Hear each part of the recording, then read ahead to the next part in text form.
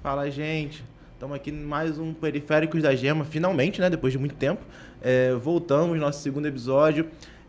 A gente vai receber uma pessoa bem legal hoje. Né, Bia? Estamos aqui. Voltamos, finalmente. Voltamos finalmente, depois de não sei quantos meses. Estamos aqui de volta com uma convidada muito especial também, que é a Dani Lopes.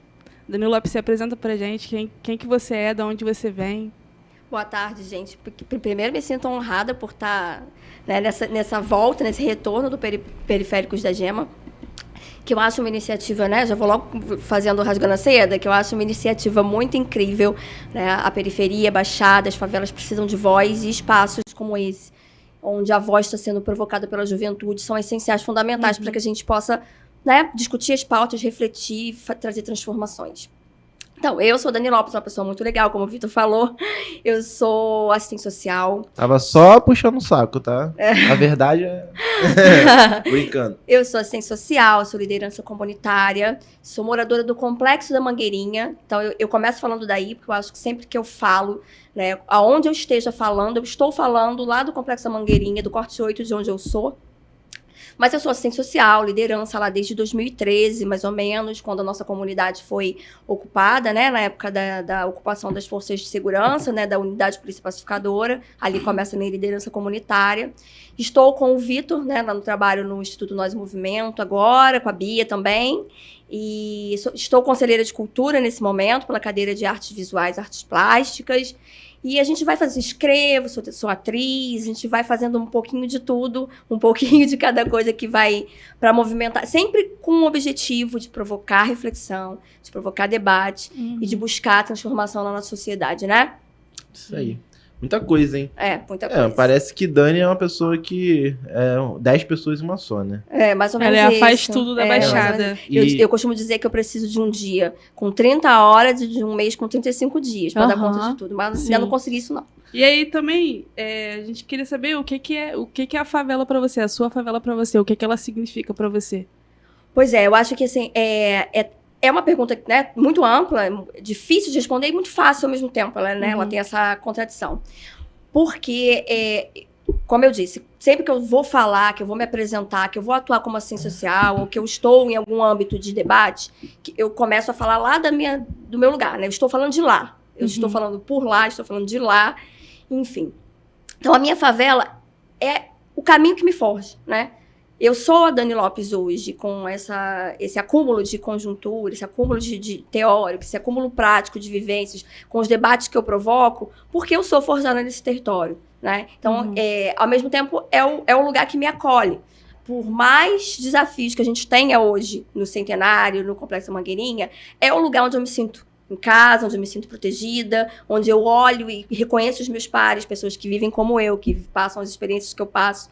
Então, a minha favela, para mim, é uma extensão daquilo que me forja, daquilo que eu sou, né? E eu acho que favela... A gente tem debatido muito sobre isso, né, Vitor? Sobre favela, sobre desfavelização. Favela é muito mais do que territorialidade, né? Sim. Favela é acúmulo cultural, material e imaterial. É aquilo que a gente vive, aquilo que o povo da favela é, né? A gente pode estar lá em Dubai, a gente é favelado. A gente pode estar em Nova York, a gente ainda é favelado, né? Então, a favela, talvez, ela tenha uma extensão imaterial mais profunda do que a material, né? Porque a material, ela pode vir uma draga, como acontece, e passar por cima. Né? E quais são as coisas boas e as dificuldades também, assim? As boas, eu sempre digo, eu tenho um texto até sobre isso, que eu falo que na favela ninguém chora sozinho. Primeiro que, né, do ponto de vista da arquitetura, a gente está muito próximo, né? As casas são próximas, enfim. Mas do ponto de vista cultural, acho que a gente está mais próximo ainda, né? Por exemplo, na rua onde eu moro, assim, eu conheço cada pessoa. E se uma pessoa estiver passando mal lá na esquina, a gente acaba sabendo quase que automaticamente. E a gente tem uma corrente, uma rede. Porque a gente tem que enfrentar tantos desafios no dia a dia, né? O nosso cotidiano é tão difícil, a gente tem falta de saneamento, a gente vive... Eu vou falar uma palavra que eu não gosto, mas a gente vive quase uma conjuntura de guerra urbana no que está em segurança pública. A gente tem... Né, as políticas públicas não chegam lá com consistência. Então, como é que você faz para sobreviver num lugar onde você é tolhido de tantos direitos? é fazendo uma rede de apoio, é vivendo junto, é vivendo em coletividade. Então eu sempre digo, a gente não bebe uma cerveja sozinho na favela, mas a gente também não chora sozinho na favela. Então isso é muito bom. E os desafios, acho que eu já acabei falando quando eu falei né, das coisas boas. Você não conseguir acessar os direitos, as políticas públicas com a mesma consistência que fora da favela se acessa. Não estou dizendo que fora da favela também é fácil de se acessar, mas tem uma diferença grande, né?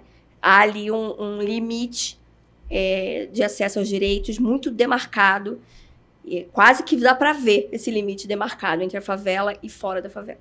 Você acabou entrando no assunto, né, da desfavelização, que é um tema que a gente tem conversado bastante, né? E assim, é isso, a Bia perguntou para você, você respondeu quais são os problemas, né? Tem muitos. Mas as respostas que são dadas a esses problemas, às vezes são respostas que nem chegam, né, na população para perguntar se é aquilo que querem. E a desfavelização está sendo um processo parecido com isso, né? O que você acha disso? Pois é, Vitor, eu concordo super com o que você está falando. Eu estava pensando no que dizer, no que falar, quando eu viesse, né, hoje de manhã, estando aqui, e eu estava pensando sobre, assim, como que os métodos, as tecnologias de enfrentamento à desigualdade, elas existem com muita eficácia de execução dentro dos territórios de favela e periferia, né? Essas tecnologias de enfrentamento à desigualdade já existem. Elas estão conosco na favela, elas estão conosco nos territórios de periferia. Não é algo que a gente vai inventar fora da favela, né? Os processos de superação, de promoção dos territórios, eles estão sendo construídos dentro do território pelas pessoas que vivem. Mas toda vez que esse processo não é respeitado, que essa territorialidade não é considerada para se intervir num território, a gente vê acontecer o que tem acontecido na favela do Lixão, que a gente tem acompanhado tão de perto, né? Que é o processo que eles chamam, é um projeto que eles chamam de o maior projeto de desfavelização do Brasil. E a gente já chega, né? A gente já encontra o projeto a partir desse conceito de desfavelização, que é um conceito ultrapassado, que é um conceito colonialista, que é um conceito racista e é um conceito classista. A gente parece que a gente está ouvindo a reforma dos cortiços lá no início do século passado, né? Parece que a gente está se deparando de novo com manchetes de jornal de 1900 e alguma coisinha lá no início do século passado, quando a gente teve o processo de favelização do Rio de Janeiro, que foi a retirada dos cortiços, no processo de higienização, na higienista, do centro da cidade, onde as pessoas ocupavam os cortiços para morar perto dos trabalhos. E se começa assim, se achar do poder público, do alto do poder público, que ali eram âmbitos de proliferação de doenças e de criminalidade. E começam a limpar o centro da cidade, tirar os cortiços. E é a partir dessa limpeza, desse processo higienista, que nasce a primeira favela do Rio de Janeiro, que é a favela da Providência, Morro da Providência. E depois disso, há toda uma sucessão de favelização do estado do Rio de Janeiro.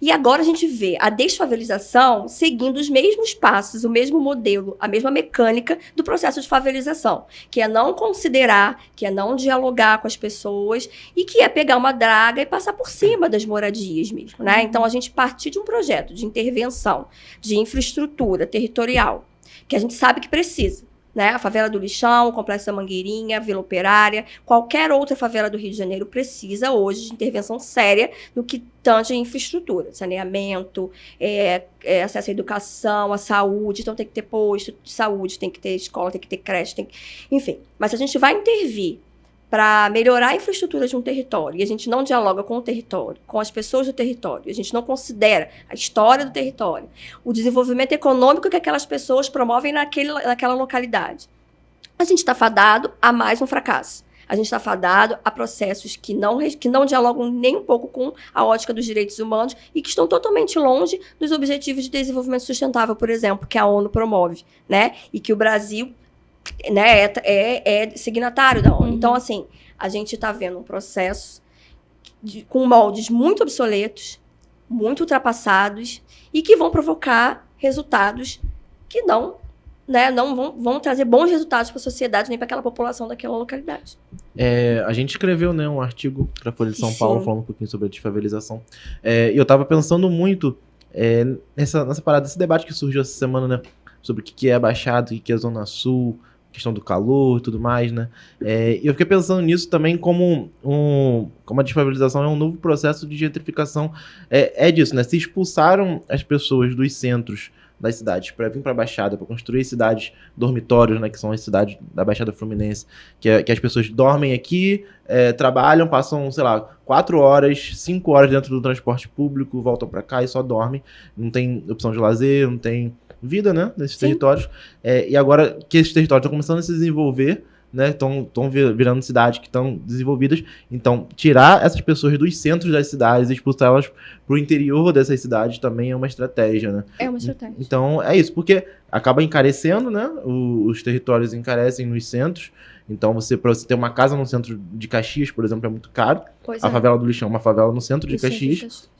Então, se você acaba com ela, bota aquelas pessoas para outros territórios, outros locais, e consegue fazer uma especulação imobiliária maior ainda naquele centro. Né? Eu acho que isso tem sido uma coisa que tem acontecido nesse processo de desfavelização. Eu fiquei muito pensando nisso também. É isso, né? É um novo processo de construção desses centros urbanos agora. A gente está em 2023, mas é uma coisa que aconteceu há 100, 150 anos atrás e está acontecendo de novo. E isso causa reflexo não só na população das favelas, né? Por exemplo, do Lixão, todo o entorno que vai encarecer aluguel, que vai encarecer o preço das casas, encarecer o serviço, tudo, né? Então todo mundo é afetado, né? É um processo que tá crescendo muito. Eu fiquei pensando nisso essa semana, como que cada vez mais a estratégia é botar mais para longe, né? Mais para longe. É a ótica higienista. É um novo processo higienista, com mecanismos muito antigos, mas com uma ótica muito atual, que é de que a favela é detentora de todo mal, né? De que a favela, dentro da favela, tá tudo que é ruim. A gente vê isso o tempo inteiro. A própria mídia hegemônica coloca isso de uma forma muito explícita, né? As favelas são bunkers, as favelas são redutos sempre são postas assim, como reduto de criminalidade, de áreas de risco, né? Enfim. Então, esse olhar pejorativo sobre a favela, que é um olhar muito antigo, né? Mas vai ganhando uma ótica atual e vai tomando, apesar de ter um mecanismo antigo, vai tomando formas dessa gentrificação que você falou, Sim. expulsando as pessoas para outras periferias, né? Formando novas favelas e novas periferias. E é muito doido pensar nisso no sentido de, olha, tem camadas, né? Qual é a camada? A gente tá falando só sobre Caxias. Exatamente. Em Caxias estão tentando tirar pessoas pobres do centro da cidade e expulsar para mais longe. Mas já fizeram isso até com quem mora em Caxias é a classe média, porque quem é classe média em Caxias não é a mesma classe média da Zona Sul, Exatamente. que tem uma outra vida completamente diferente. Né? Quem tá na Zona Sul não sofre tanto calor, quem tá na Zona Sul tem serviços básicos, não falta luz, não falta água.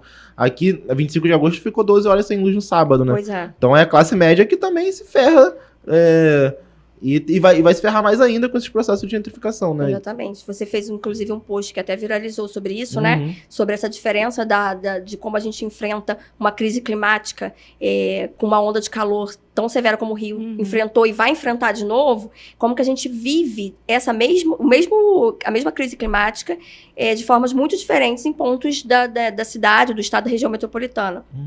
Você mora num bairro que é um bairro considerado de classe média aqui de Caxias, você enfrentou 12 horas sem luz, né? A gente enfrentou um dia antes, 8 horas sem luz, e eu lembro, né, de ter comentado até no seu post, a gente enfrentou 8 horas sem luz numa localidade onde muita gente não tem acesso algum à água, não está faltando água para essas pessoas, elas nunca acessaram a companhia de água, a companhia não chega em algumas localidades do Complexo da Mangueirinha, e essas localidades, principalmente as localidades mais altas, e as localidades mais altas não podem nem furar poço. Então, assim, a pessoa está numa construção precária, muitas vezes com telha de amianto, que aumenta em torno de 5 graus a temperatura dentro. Então, se está 59,9 aqui fora, dentro dessas moradias está 65 graus. Que nem um forno, né? Que nem está assando, cozinhando essas pessoas. E, além disso, não ter luz e não ter água.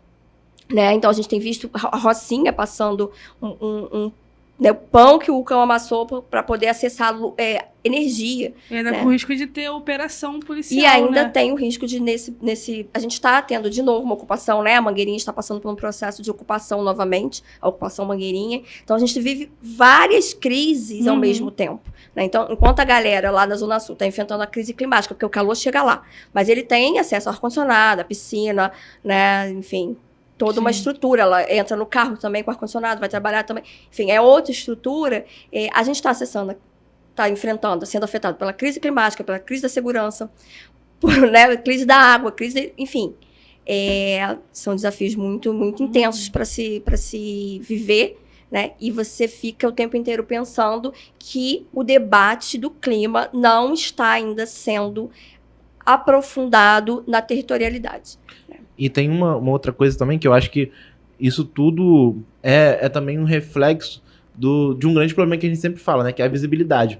Visibilidade. Quando acontece alguma coisa, mesmo nas periferias do Rio de Janeiro, no Tem município do Rio de Janeiro, atenção. tem uma outra atenção. Quando acontece, mesmo não sendo a periferia da Baixada Fluminense, mesmo sendo nos grandes centros urbanos da Baixada Fluminense, não tem nenhum destaque. É uma comparação muito doida. E tu imagina o que acontece, então, dentro das favelas da Baixada Fluminense, dentro dos interiores da Baixada Fluminense, que nem a gente que tá aqui sabe. Porque não tem visibilidade nenhuma. Pois é. Né? Então, é um processo bem difícil. Eu acho que a visibilidade é um grande problema, né? Eu tava pensando também, falando da desfavelização, né? Tava pensando numa foto que a Bia fez. Foi uma foto que tá a Veinha, né? Que é uma liderança. A gente conhece a Veinha, mas quem quiser conhecer a Veinha é bem interessante. É uma pessoa bem legal. A Veinha tá em cima, né, dos escombros, assim. E parece mesmo... Aí o que os moradores falavam, né? Que aquilo ali parecia a Ucrânia na época da... Cenário de guerra, né? Tá lá no meu Instagram, gente. Bea Domingos JPG. Essa foto tá lá, só procurar lá. O tempo inteiro a gente é remetido a cenários de guerra nesses locais, né? E é muito doido, né? Porque é isso. Tem ali uma pessoa, uma liderança comunitária no meio de um monte de escombros. Porque é onde era a casa de muitos amigos dela e tal. E é muito doido, porque a gente tem passado por esse processo da desfavelização de uma forma muito, muito, muito contundente. E parece ser um projeto que é um projeto de... mais amplo, né? É um projeto modelo. Olha que doideira. Eles pensam nesse projeto como um projeto modelo. Um projeto que não tem respeitado os direitos humanos em muitos, né, em muitos parâmetros. É encarado como um projeto modelo que já nasce de um conceito totalmente defasado, como eu já falei, né? E que na prática, na execução dele, vem atropelando as pessoas, né? E com a justificativa de melhorias da infraestrutura territorial. Que a gente sabe que precisa, a gente nunca foi contra isso, a gente só luta para que nesse processo de reconstrução territorial ali daquele entorno da favela do Lixão, os direitos das pessoas, tanto a moradia quanto, enfim, a saúde, sejam respeitados, e não está sendo. E você tocou num ponto muito importante da visibilidade, porque eu sempre faço essa reflexão, eu acho que eu sempre tento levar isso nas minhas falas, nos meus debates. Se você é invisível numa periferia, se você é invisível numa favela do Rio de Janeiro, se você é invisível na Maré, se você é invisível no Complexo Alemão, se você é invisível na Rocinha, eu tenho certeza e eu posso te afirmar que dentro de uma favela da Baixada Fluminense, você é 1000 vezes mais invisível. E eu tô fazendo uma escala de 1000 mesmo, não é modo de dizer. Você é 1000 vezes mais invisível, né? Tudo que acontece com a gente fica no segundo plano, né? Não tem atenção da mídia e não tem atenção do poder público. E o que isso ocasiona? Né? Visibilidade é poder e é concentração de recursos. Se você não tem visibilidade alguma, você não tem concentração de recursos. Então, tanto o poder público, com o capital das políticas públicas, quanto o terceiro setor, com o capital de recursos, não chega na gente. Então, a gente fica, né, os movimentos, os coletivos ficam lutando para conseguir dinheiro, porque não tem. Porque o dinheiro, o recurso, tanto o capital político, quanto o capital de recursos, fica concentrado nos mesmos territórios de favela dentro da capital. Sempre nos mesmos, né? E isso também é um problema, porque ocasiona a desigualdade dentro da desigualdade, né? É um aprofundamento da invisibilidade do silenciamento. É muito bruto, né? Muito violento. E um dos motivos, né, da gente ter construído o Periféricos é para realmente a gente pensar estratégias de visibilidade para as coisas que têm acontecido na Baixada, para os movimentos sociais, para as coisas que a gente faz. E é isso, porque é muito difícil. Né? E a Dani tá aqui apontando aqui para mim um negócio. Porque a gente construiu, né, um documento, ela escreveu esse documento e é quase um filho, né, para você. É um filho. Quase não, é um filho. Senti os dois do parto. Nesse... O que é? É a Agenda Caxias 2030, né? Aqui. A Agenda Caxias é linda mesmo, né? Linda, dá um orgulho apresentar esse material, porque é um material muito bem feito, modéstia à parte. É um material, uma equipe muito boa que construiu o material. Visualmente é lindo. A diagramação designer é da Roberta Nunes, uma designer incrível. E é um documento mesmo, que a gente fala que é um primeiro documento, talvez, profundo de conjuntura construído pelo povo. né? Isso aqui não tem poder público aqui nesse, né? A mão do poder público aqui. Então, é um documento construído pelo povo que está atualizando a conjuntura do município de Duque de Caxias e, com isso, atualiza muito da história da Baixada Fluminense, né? Já que somos um importante município da Baixada. A Agenda Caxias 2030 é um projeto, né, do Instituto Nós Movimento com a Casa Fluminense.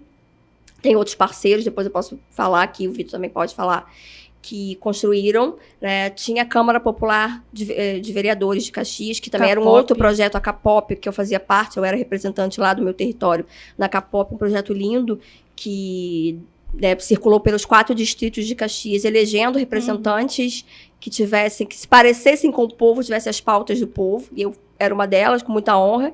Então, a gente reuniu o projeto da Capop com o Instituto Nós Movimento e o projeto da Casa Fluminense das agendas para construir a Agenda Caxias, né? A Bia está no projeto como, né, fotógrafa, com imagens incríveis, assim, da capa, inclusive. Mas, assim, a gente tem, aqui outras lideranças sendo retratadas, da Dada GAC aqui, também liderança do Complexo da Mangueirinha. A gente tem fotos incríveis, também uma galeria de fotos, né, de registros da nossa luta durante a pandemia, principalmente, né, do nosso trabalho durante a pandemia. Mas ela vem trazendo uma análise de conjuntura em 4 eixos, né? Segurança pública e direitos humanos, educação e cultura, combate à fome, enfrentamento à pobreza e saneamento e desenvolvimento urbano, né? Direito à cidade, né? Direito à cidade. Então, a gente tem 4 eixos onde a gente ouviu a população, diversos eventos que foram feitos através da Câmara Popular. E nessas oitivas, nesses eventos, nesses seminários que a gente foi fazendo, e também com especialistas, com parceiros que estão, de outros coletivos que estão movimentando essas pautas, a gente foi construindo o texto, né? Eu sou autora do texto, mas eu digo sempre que o texto, eu só transcrevi um texto construído a muitas lutas, né? Não a muitas mãos, mas a muitas lutas.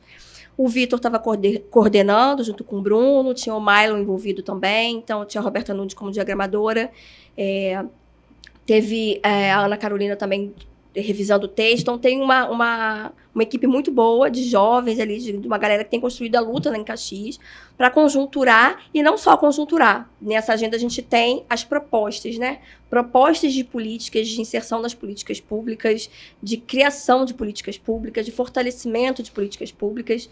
E é um projeto que traz, de novo, o conceito da visibilidade. Né, ele nasce com esse conceito de romper invisibilidade e silenciamento. Por isso que tem tantas caras, tantas fotos. Era para mostrar Caxias, mostrar o povo de Caxias, as lutas do povo de Caxias, conjunturar e propor. Então, tá aqui para os candidatos, né, de 2024, que vocês peguem esse documento, que vocês tenham esse documento, consultem, promovam debate, não só com a gente, mas com a população em si, porque o que a população pretende, o que a população necessita, muito está aqui. Não é só isso, né? A gente tem muita coisa para ser aprofundada, mas muito do que Caxias precisa, a partir da perspectiva popular, está aqui. Isso aqui é protagonismo popular. Como é que faz para ter acesso às pessoas que quiserem ter acesso? Manda mensagem lá no Movimento Caxias. Pois é, pode mandar mensagem no Movimento Caxias. No meu próprio Instagram, @ela_Daniela com 2 L's. Vocês podem, na minha bio, tem o link para você baixar em PDF, né? Então você pode baixar lá. E tem no site da Casa Fluminense também, onde tem todas as agendas, tem também para baixar em PDF. E quem não me achar no Instagram ou não achar a Casa Fluminense, pede no Instagram do Movimento Caxias que a gente manda o link para você baixar o documento. E se encontrar a gente num evento que a gente tem agenda, é só pedir que a gente fornece com o maior prazer.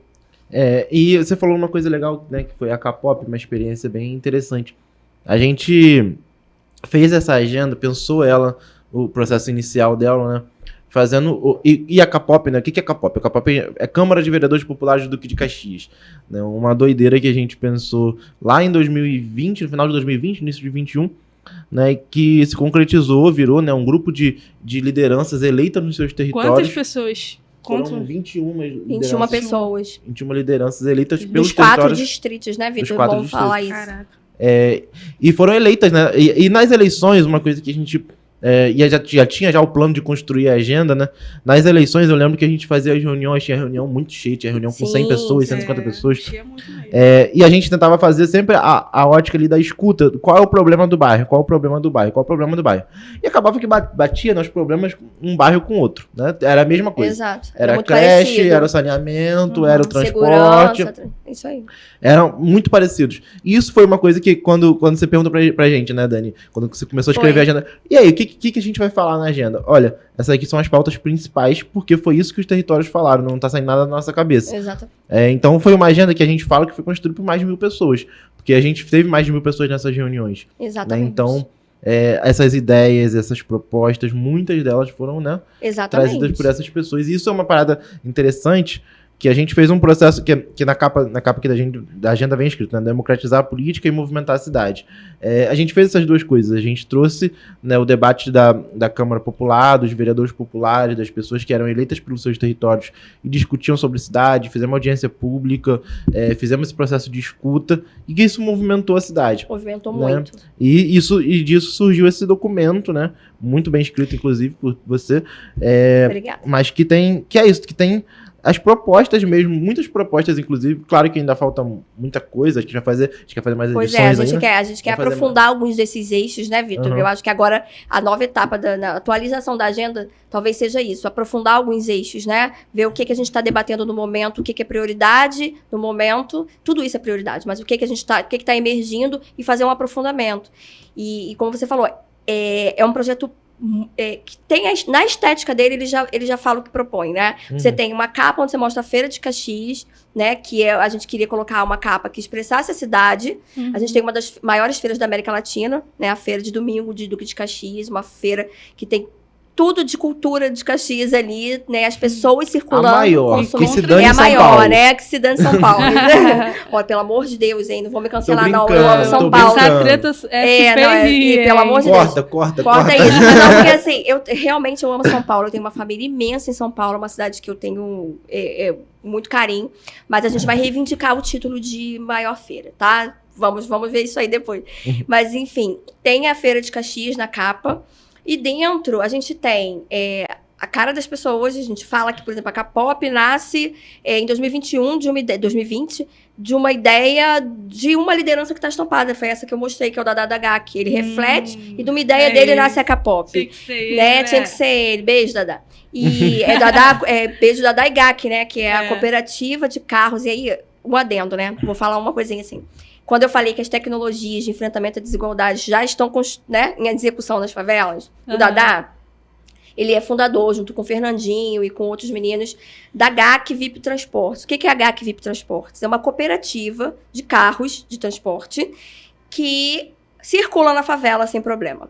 Porque, como eu e muita gente que mora no complexo de favelas tem dificuldades de acessar o Uber, de acessar, enfim, essas grandes plataformas de transporte, né? Porque às vezes não quer entrar, a gente tem dificuldades para entrar, tem barreiras para entrar, não é realmente muito fácil de acessar. E a gente fica, às vezes, sem o serviço. Então, como é que a gente vai fazer? E aí, os meninos que trabalhavam nessas plataformas grandes, internacionais, tem a ideia de montar uma plataforma local, com motoristas locais, desenvolver a economia local, dar segurança para quem pega, para as mulheres que conhecem todo mundo, que não vão ter medo de sair para uma festa, voltar num carro porque conhece, porque é o seu vizinho. E tá lá, e tem aplicativo, acessem GAC VIP Transporte lá na lojinha de aplicativo. E, enfim, a tecnologia tá lá. E uma coisa interessante também, que até emergência médica eles atendem. Eles atendem. Porque onde a ambulância não entra, eles vão lá e pegam a pessoa e levam pro hospital, gente. Isso é muito magnífico. É muito magnífico. E eles acessam. Tem um idoso com dificuldade de locomoção, eles vão dentro da casa e buscam. Então, assim, tem a sensibilidade territorial, né? De você conhecer a pessoalidade. Tem uma pessoalidade ali que com um motorista que você não conhece, não vai ter.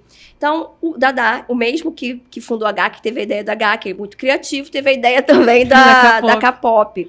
E emergindo essas pessoas que vão trazendo as tecnologias pra gente, a agenda tem epígrafes que não estão em livros, não estão em literatura. As epígrafes de cada eixo são falas dessas pessoas. A gente queria dar voz, então a voz está lá. A gente queria dar visibilidade, o rostinho está lá. Então, assim, é um projeto que eu tenho muito orgulho realmente, assim. É um dos meus xodóis, assim, de ter participado. Muito orgulho de ter participado. Eu lembro quando o Dadá falou dessa loucura de Câmara Popular. A gente tinha passado a eleição de 2020, né? Não tinha eleito nenhum vereador que não tivesse sido aliado ao governo, ao governo atual, em Caxias. Aí ele, puto da vida, fala assim: por que a gente não faz uma Câmara de Vereadores a gente mesmo? Pois é. Louco, mas deu certo. Louco e deu certo. Então, assim, a representatividade que a gente tinha ali, a gente não tem na Câmara Real, oficial. A gente tinha representante LGBTQIA+, a gente tinha representante de religião de matriz africana, evangélico, mulher, homem, pessoa mais jovem, pessoa mais velha. Então, assim, tava todo mundo ali. Gente do primeiro distrito, do quarto. É isso que a gente precisa pra gente movimentar o debate, pra gente poder fazer um legislativo que tenha a cara do povo e que atenda às necessidades do povo, né? E deixa eu te perguntar, a gente fez essa agenda, né, pensando na cidade de Caxias. Agora tem outras agendas também da Baixada Fluminense, né, que estão sendo construídas, né? já foram construídas. Mas o que você acha que esses problemas, assim como os problemas dos bairros se ligaram, você acha que os problemas das cidades da Baixada Fluminense se ligam também ou são diferentes? Se ligam. Óbvio que a gente tem especificidade, né? Não tem jeito. A gente vai ter agravamentos aqui ou ali. A gente tem algumas conjunturas, por exemplo, mesmo a gente falando de invisibilidade, dentro das cidades da Baixada, a gente tem que considerar que Caxias é uma das mais visíveis, é uma das mais consideradas, né? Tanto pelo poder público quanto pela sociedade. Então, a gente ainda tem um pouquinho mais de visibilidade, se você for comparar com Belford Roxo, se você for comparar com outras cidades ainda mais do interior da Baixada. Então, a gente tem especificidades sobre isso, aprofundamentos de uma crise ou outra, mas a gente tem uma agenda em comum muito forte, né? Que é essa agenda, da desigualdade, do enfrentamento à fome. É impossível falar hoje de enfrentamento à fome sem considerar a Baixada Fluminense, sem considerar o que tem sido feito na Baixada Fluminense de iniciativa, de ação, de enfrentamento. Né? Então, a gente tem uma agenda muito comum, muito parecida no que tange a insegurança, né? A segurança alimentar. A gente tem uma agenda muito parecida no que tange segurança pública, né? São territórios marcados historicamente, há muitas décadas, por uma impunidade, uma invisibilidade, desaparecimentos forçados, enfim. Então, a gente tem algumas características comuns à Baixada, né? E eu destaquei essas duas, mas tem mais, assim. O acesso às políticas públicas é bem mais difícil dentro de uma Baixada como um todo. Mas a gente ainda tem uma outra política chegando mais a Caxias, uma outra que chega mais a São João. Mas se você for pensar em agendas comuns, a gente tem enfrentamento à fome, a gente tem segurança pública, tem outras, mas eu vou dar essas duas como, assim, prioritárias, sabe? Assim, pra gente estar olhando como que a Baixada precisa estar incluída nos debates e nas ações de enfrentamento à fome, né? E aí a gente tem feito um debate sobre isso, né, Vitor? Um debate, ontem a gente estava numa reunião com a Defensoria Pública, 4º Núcleo de Tutela Coletiva, que atende Caxias, Nilópolis, São João, Belford Roxo, debatendo a fome, né, debatendo iniciativas de enfrentamento, na verdade, que são as cozinhas solidárias, que a gente agora está bem envolvido nesse tema. E a gente tem a agenda da segurança pública, que a gente passa um perrengue aqui e que o que passa aqui parece que fica aqui. Né, assim, a gente não tem muito para onde correr nem para quem pedir socorro. A gente fica muito à mercê da segurança pública, da engrenagem mal feita da insegurança pública, né? Da insegurança pública que a gente tem. E eu acho que muito interessante, você falou também das cozinhas, né? A gente está nesse processo agora de construção de um curso, né, na Fiocruz, para as cozinhas solidárias. Vai sair um fórum de cozinhas solidárias do Estado. Vai dar tudo certo, vai sair. Vai sair um fórum. Mas são coisas, são as tecnologias, né? As cozinhas são tecnologias que foram feitas pelos territórios, pelas lideranças comunitárias, pelas organizações comunitárias para combater a fome e que a gente acha que tem que ser política pública, né? Porque, na verdade, se tu pensar tudo que a gente faz assim, na verdade, eu não queria fazer. Não queria fazer nada disso que a gente faz. Disso. Mas a gente tem que fazer enquanto a política pública não chega. Só que é muito doido, né? Porque a gente pensa todo esse contexto, combate à fome, direito à moradia, não sei o que, não sei o que lá. Só que, às vezes é uma coisa tão simples. Principalmente, por exemplo... A gente não tá pedindo nada demais, né? É tão básico que a gente pede, né? Não é nada demais, é uma parada que tá na Constituição, não é uma parada nem que, tipo assim, a gente tá pedindo direito básico, a gente nem passou dessa fase. Tem que ficar implorando direito básico. Eu sempre falo isso, a gente não passou da fase de exigir mais, a gente parou na fase dos direitos básicos, a gente não conseguiu acessar o que a Constituição traz como direito básico à sobrevivência. A gente não avançou ainda essa agenda, né? A gente está desde 1988 com a Constituição, com a redemocratização, com um país muito promissor, né, no que tange de desenvolvimento econômico, um país muito rico, mas que não consegue avançar numa agenda de desenvolvimento social. A gente não consegue avançar numa agenda de enfrentamento à desigualdade. E aí a gente precisa pensar por que a gente não avança, né? A gente fica reagindo, como você falou, eu não queria estar fazendo nada disso. Eu queria estar vivendo só a minha vida como uma grande galera está fazendo.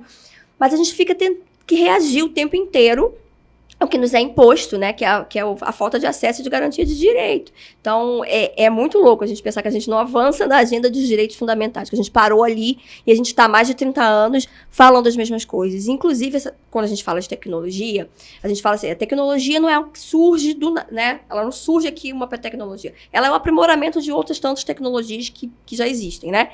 Então, assim, eu vejo muito que durante a pandemia, como a gente se agigantou e se aprofundou enquanto movimento, enquanto coletivo, não só o movimento da Caxias, mas muitos movimentos se agigantaram e surgiram nessa época, é muito parecido com o que a gente tinha lá na década de 80, com os núcleos eclesiais de base da Igreja Católica, né?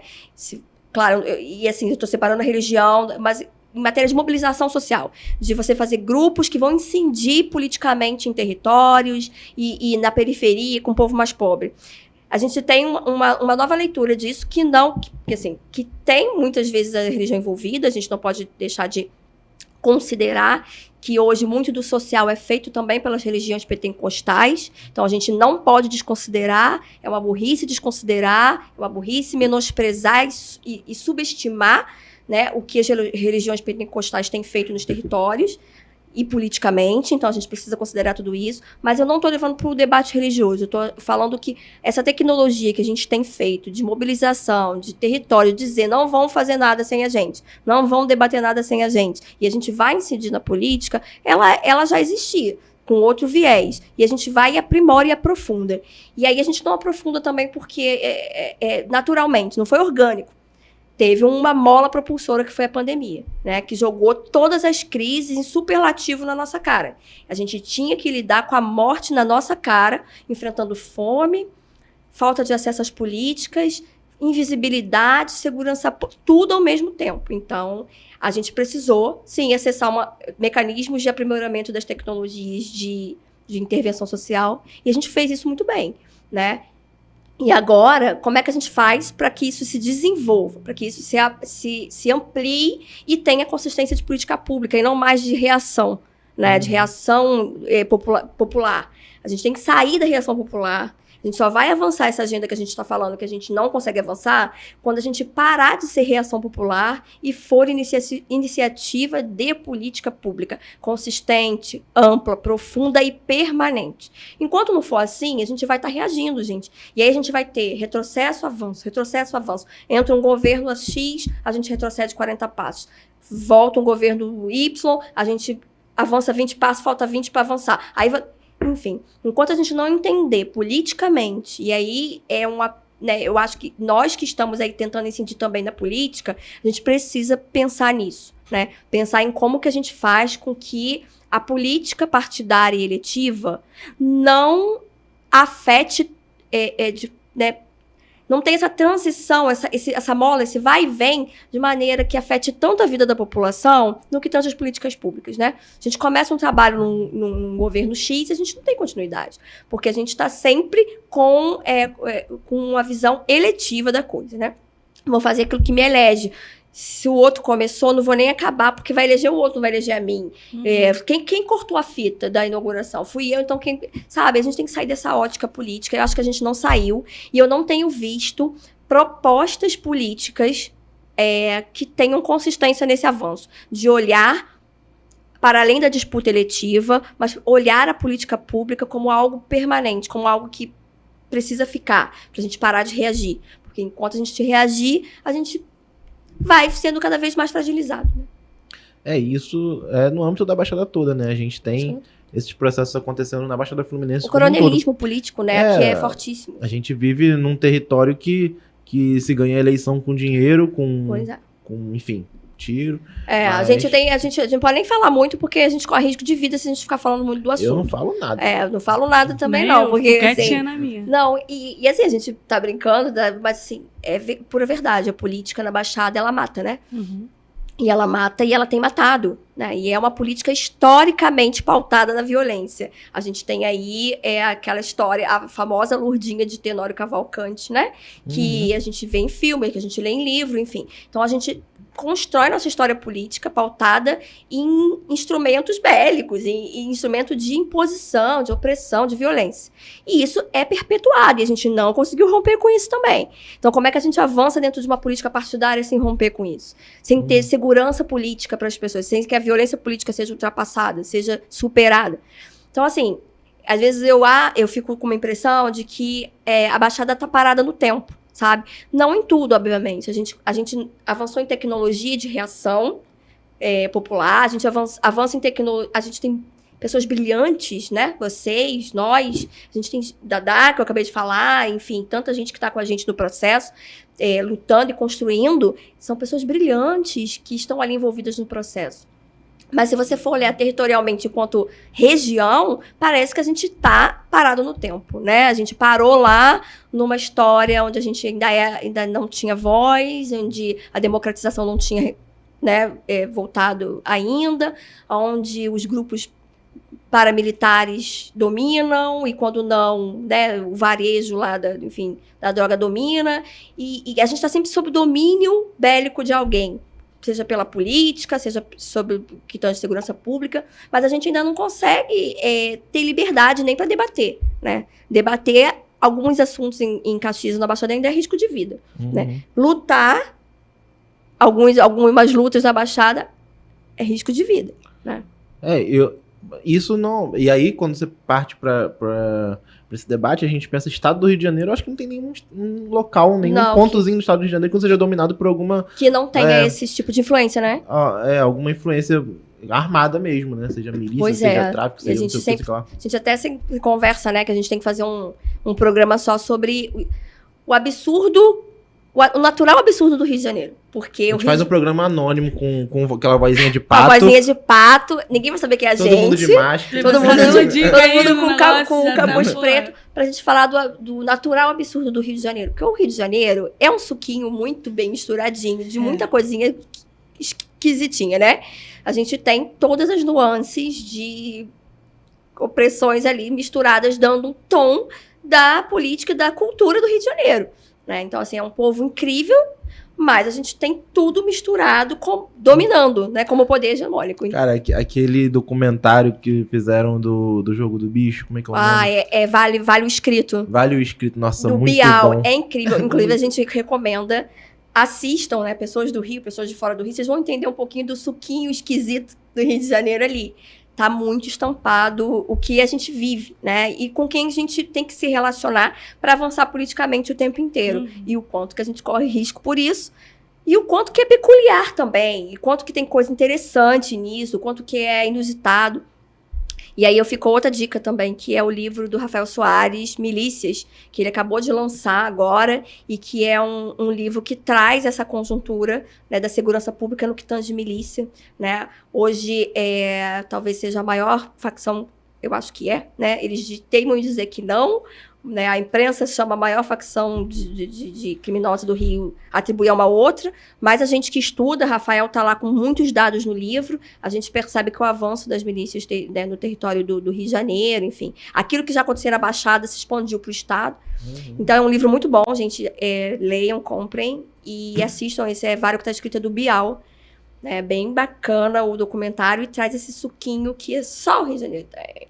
Muito, muito interessante, né? Mas enfim, não fala muito disso, não. Não, gente, eu já até falei demais. Assim. Não gosto muito de falar desses negócios de violência, essas coisas. Não.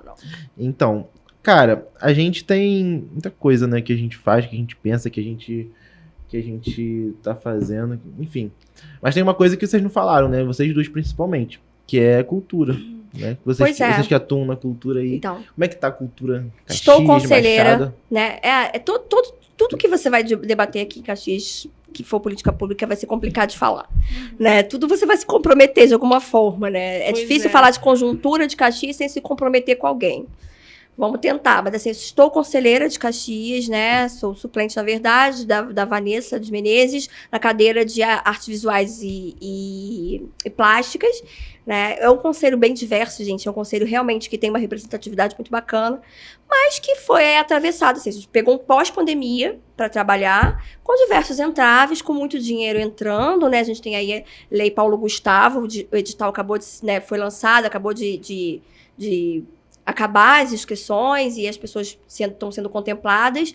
A gente teve o Aldir Blanc 1, a gente está para ter o Aldir Blanc 2 já agora, no início do ano. Então, assim, a gente está com o Chiquinho Maciel, também vai ter o prêmio Chiquinho Maciel. Então, assim, tem muito dinheiro para entrar para o município no que tange cultura, né, a pasta da cultura. E a nossa luta, enquanto conselho, é para que esses recursos sejam acessados pelos trabalhadores de cultura do município, e que esses trabalhadores sejam mapeados de verdade, né, que a gente consiga atingir, saber onde estão. Já se avançou muito nisso, e a galera da secretaria até tem realmente trabalhado também nesse sentido, né, de mapeamento, de escuta ativa. Não é fácil, porque, como a gente acabou de dizer, falar sobre alguns temas e debates sobre alguns temas acabam sendo esvaziados, porque as pessoas têm medo de falar tudo. Né? As pessoas têm medo de falar tudo, de se inserir nos espaços de debate, mas a gente tem tentado construir um conselho de cultura que está aberto à sociedade civil e que está tentando garantir recursos para que o trabalhador de cultura acesse e produza cultura em Caxias e para que a população consuma cultura em Caxias. Porque a gente sempre fala de cultura de um prisma, né? Se a gente pegar, por exemplo, o prisma racial, né? Quanta gente que a cultura... Nós somos um país preto que não produz uma cultura preta e que não tem tanta representatividade estampado, vamos supor, na TV. A gente tem muitos artistas pretos, mas a gente não está lá, não está sendo visibilizado, não tá, né? A maioria de nós, né, todos os artistas são pretos porque é um país preto. Mas a gente não está lá figurando a elite da coisa. Quem está sempre figurando a elite da coisa é a população mais, né, mais embranquecida mesmo. Mas a gente precisa... Aí a gente tem avançado nisso, a gente tem visto mais pretos ocupando espaços de produção de cultura, de trabalho de cultura, mas e o consumo? Né? Mas e o consumo? A gente faz uma produção cinematográfica toda com a população negra. A população preta periférica favelada vai conseguir consumir? A gente vai conseguir lotar os cinemas com a população periférica, com a população favelada preta, né? Porque a favela majoritariamente é construída pela população preta. A gente consegue avançar nisso, a gente consegue consumir teatro, a gente consegue consumir circo, a gente consegue consumir música, né? Então a gente tem que discutir que, né, o trabalhador de cultura periférico, favelado, da Baixada, preto, consiga produzir, que o recurso chegue para ele, mas a gente precisa também debater como que a gente vai democratizar o acesso. Por exemplo, teatro, né? O Cortez é um exemplo disso, pois que ficou, sei lá, quantos anos parado. 3, 4, 5 anos aí parado, não sei exatamente quanto tempo. E quando volta... A inauguração não é aberta. Não é aberta ao povo, né? Infelizmente, teatro no espaço público. Isso foi uma bola fora muito grande. Não é aberta. Né? Foi uma bola fora, realmente. E eu consigo, assim, eu não tenho o menor problema com a equipe da Secretaria de Cultura, me dou muito bem com o pessoal, gosto da maioria das pessoas, são pessoas, né, a maioria de trabalhadores mesmo, que merecem também o nosso respeito, mas que são decisões, talvez, do executivo, ou, né, que atravessam as secretarias e que colocam a bola fora, né? Um teatro que é um teatro construído por Oscar Niemeyer para ser um teatro popular. Ele é aberto. Ele tem uma parte fechada, mas ele tem, a maior parte, o palco abre para a população gratuitamente. Então, eu acredito que poderia ter um evento de lançamento onde você promova, onde você faça um evento talvez mais fechado para a equipe de cultura, enfim. Mas o primeiro evento, acho que deveria ter sido no palco aberto, com a população e com artistas de Caxias também. Eu acho já que é proposital, que fazem isso propositalmente. E não só isso, né? Porque tem todo o histórico da obra do teatro, que foi que tinha as pessoas moradores em situação de rua ali, né? Sobre a questão, eles foram lá, mudaram a arquitetura do Niemeyer para tirar aquelas pessoas dali, sem dar opção para elas irem aqui no primeiro distrito de Caxias, né? Então, é isso. É a velha política ali da gentrificação mesmo, de novo, voltando. Pois é. Né? Os espaços públicos que a gente não pode ter acesso, as obras de arquitetura hostil, né? Arquitetura hostil. Como é que é o conceito que o padre Júlio Lancelotti lá usa? Tem uma... Eu não lembro o nome do conceito, mas é um conceito também, né? Aparofobia? Aparofobia. Que o padre Júlio Lancelotti sempre coloca. É o ódio ao pobre, né? É o ódio ao pobre, né? E que a gente precisa discutir isso também dentro da nossa, dos nossos planos de intervenção arquitetônica e de plano de intervenção social. Né? E quando pensa... Parte de novo, né? Você falou do circo, do cinema, do teatro, tem as rodas de rima. As rodas também, de rima produzidas, que a gente tem artistas incríveis. Inclusive lá no Raul Cortez acontece, ali naquela praça ali, acontece a batalha de rima do Raul Cortez. E às vezes é muita luta, né? Para eles estarem ocupando aquele espaço ali, gerando cultura, né? Também. É muito difícil ali, porque o tempo todo eles querem tirar a batalha de rima dali, né? Pois é, porque acha que tá tudo tumultuando, né? É uma luta pra existir. Cara, resistência total. É o olhar pejorativo, né? Sobre alguns aspectos culturais que a gente enfrenta no Brasil, ainda sob um olhar muito colonialista e muito elitista e racista, que coloca algumas determinadas vertentes de cultura como sendo bagunça, baderna, enfim, ou outra coisa, sei lá o quê. E não só isso, tem a questão dos acessos. Por exemplo, como que você consegue acessar um cinema hoje? O cinema não é barato. Né? Cinema a gente não tem quase salas de cinema mais em Caxias. Dentro de um shopping. Mas aí pra você chegar no shopping, você precisa pagar passagem. E a passagem é cara. Pra você ir no teatro, o teatro ele é pago Fora também. Que assim, vou te dizer uma coisa assim, do prisma de uma pessoa que mora numa comunidade, para além de você não conseguir acessar às vezes porque você não tem a grana pra ir, às vezes você tem a grana pra ir, mas você foi tão... a sua autoestima é tão ferida, você foi tão invisibilizado, sempre te falaram que alguns espaços não eram pra você, porque você é favelado, que você, mesmo tendo dinheiro pra ir, você não vai. Você não acha que aquele espaço é acessível pra você. Você não acha que um teatro é acessível pra você. Às vezes você vai ver a programação e fala, mas eu posso pagar sim.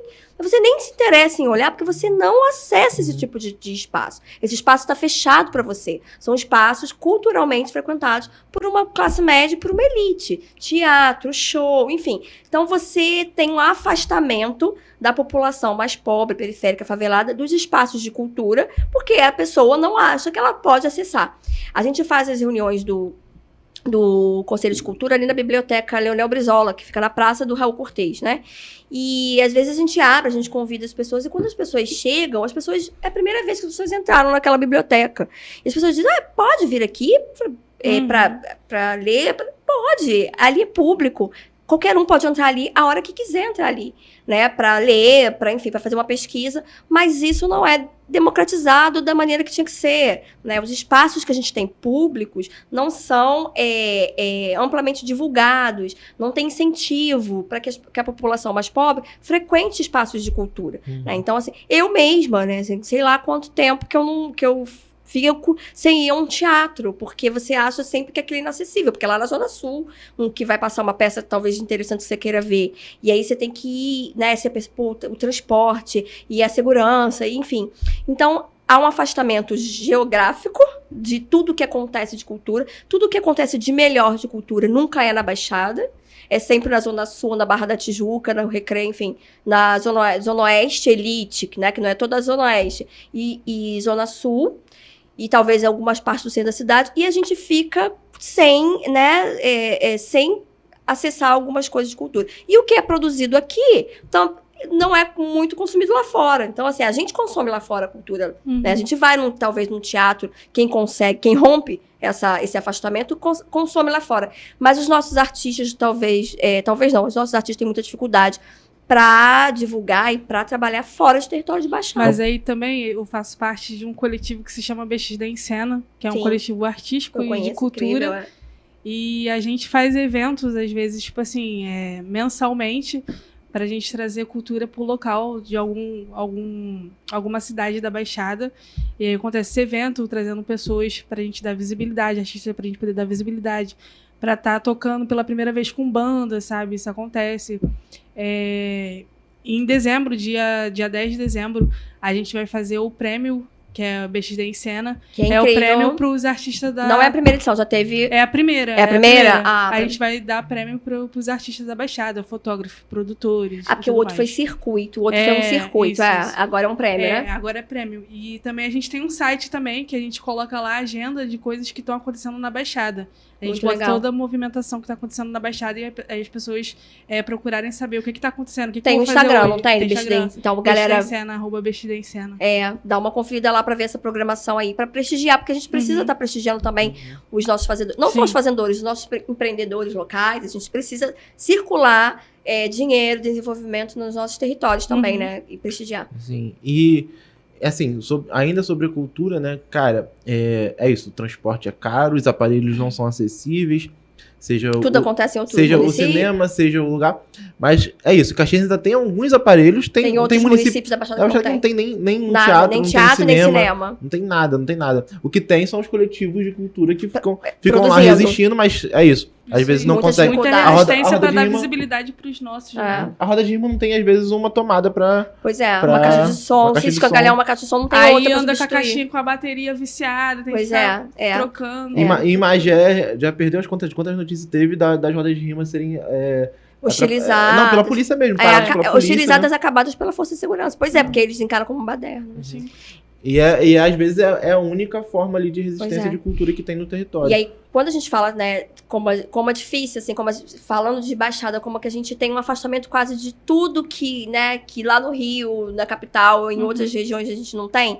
A gente fala de cultura, a gente está dizendo que a gente não consegue acessar uma cultura, nem produção e nem consumo de cultura adequado aqui em Caxias ou na Baixada. Se a gente for falar de segurança, a gente já falou. De enfrentamento à fome, a gente já falou. Aí a gente vem para a questão, por exemplo, que envolve o clima da Baía a nossa relação com a Baía de Guanabara.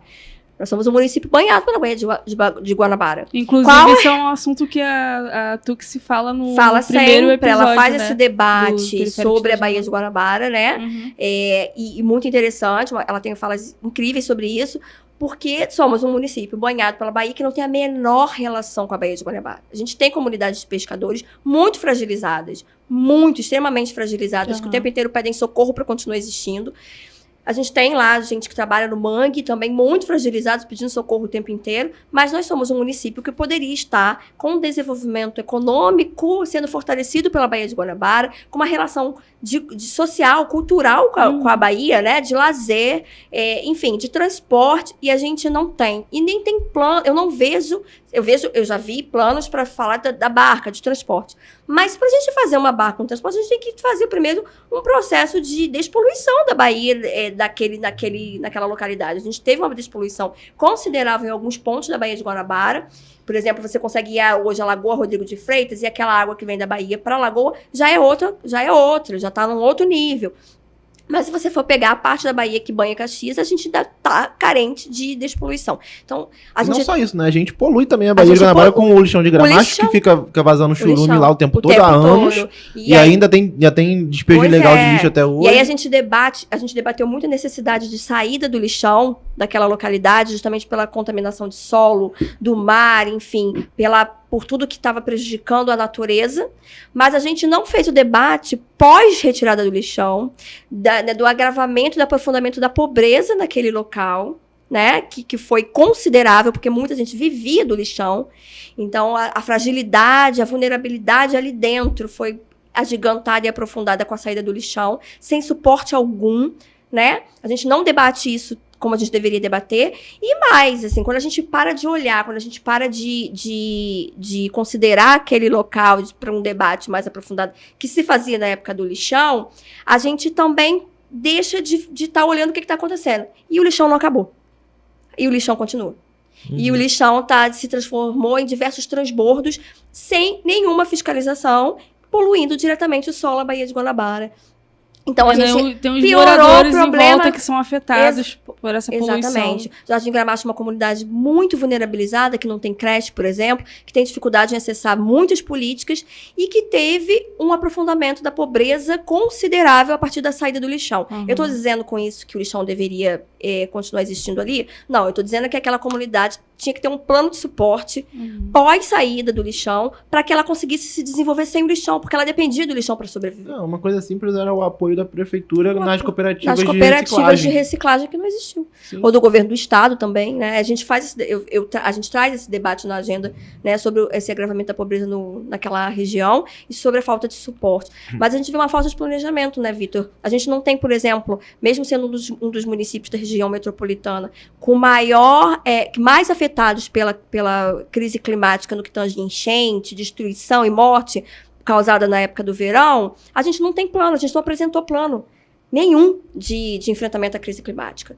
E quando eu digo plano de enfrentamento à crise climática, não é mais só enchente, a gente tem que considerar também as ondas de calor e como que a gente vai construir mecanismos, tecnologias e estratégias territoriais para o enfrentamento dessas ondas de calor e das enchentes, né? A gente precisa da COP, a gente precisa do debate internacional, é fundamental que a gente tenha representatividade lá, é fundamental. Mas eu vou falar uma coisa polêmica. Mas eu vou falar uma coisa polêmica aqui. Bacana a galera que tá indo, a gente precisa de representatividade e debate internacional, a gente precisa. Mas no meu território não chega nada desse debate lá. Não chega debate, não chega execução, não chega ação, não chega plano. Então, assim, gente, vamos debater nos territórios, vamos debater vamos agir a partir dos territórios, com os territórios. Senão, a gente não vai para lugar nenhum. Né? É isso. E é isso, a gente está vivendo uma crise climática, a gente está com uma cidade com muitos problemas, mas Caxias ainda continua sendo uma das cidades mais ricas do estado do Rio de Janeiro. Pois é, riquíssimo. Isso é muito doido, né? Como a gente tem muitos problemas que às vezes são problemas mínimos ali, básicos, pequenos, mas que ao mesmo tempo são que seriam facilmente resolvidos e tem dinheiro para resolver. Fica a dica, peguem a arrecadação, né? O PIB do Duque de Caxias e peguem o IDH. Vocês vão ver aí a discrepância, né? O PIB, o Produto Interno Bruto de Caxias, com o Índice de Desenvolvimento Humano de Caxias, que vocês vão ver que não está batendo, né? O que a gente arrecada enquanto município e o que como isso é transformado em serviços e políticas para a população, tá? É uma discrepância. Não só Caxias, né? Mas Baixada. Tem como resolver os problemas, mas parece que não é prioridade, né? Muitas vezes. Mas é isso. Acho que a gente tá encerrando. Dava pra falar, dá pra gente ficar aqui 3 dias falando. Se a gente for falar de conjuntura de Caxias, a gente vai ficar uma semana falando. A gente pode fazer uma segunda edição depois, falando das historinhas. Parte 2. A parte 2, ampliando pra região metropolitana, as historinhas absurdas. A gente faz aquele programa com a voz de pato e com capuz pra falar pra contar o que não pode ser contado. Mas é isso, gente. Obrigado. Quem assistiu, quem vai assistir ainda. Tamo aí, mais um episódio. Vamos voltar, vamos ter mais. Porque eu acho que isso é um projeto mesmo de visibilidade para a Baixada Fluminense. Falar uma coisa, Bia? Terminar? Não, só queria agradecer pela presença da Dani aqui para trazer esses assuntos tão importantes pra gente, informações, ficar atento. Obrigada. Obrigada a vocês pelo convite. Como eu abri falando, acho que é um espaço, né, espaço de voz dentro da Baixada, produzido por jovens para discutir conjuntura, para falar de... Enfim, é fundamental. Então, parabéns pela iniciativa de vocês. Vocês são incríveis. Vocês sabem que eu sou fã de vocês. E muito obrigada. E assistam e compartilhem com outras pessoas. Vamos dar engajamento, porque a gente precisa também. Uhum. É isso. Valeu, gente. Obrigado. Até a próxima. Até.